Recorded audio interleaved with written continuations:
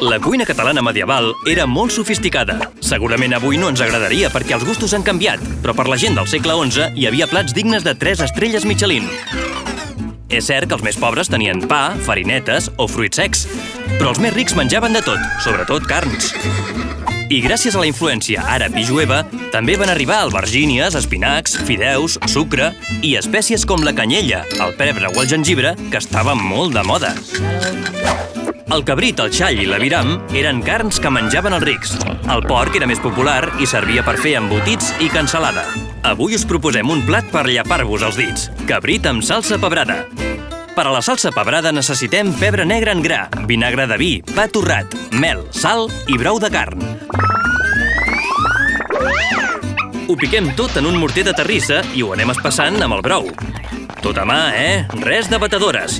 Després ho bullim a foc lent en un bresquet, un petit fogó de llenya que arribava a la cintura del cuiner.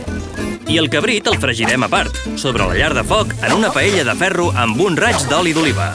Recordeu que no existeixen plats ni forquilles, així que ho servirem amb fustes planes per poder tallar la carn i ho acompanyarem amb un vinet o un xarop. Si voleu ser educats, deixeu un tros de menjar per demostrar que us ha agradat. I per postres, un vi dolç amb pebre i una bona llet cuita, la primera crema catalana de la història.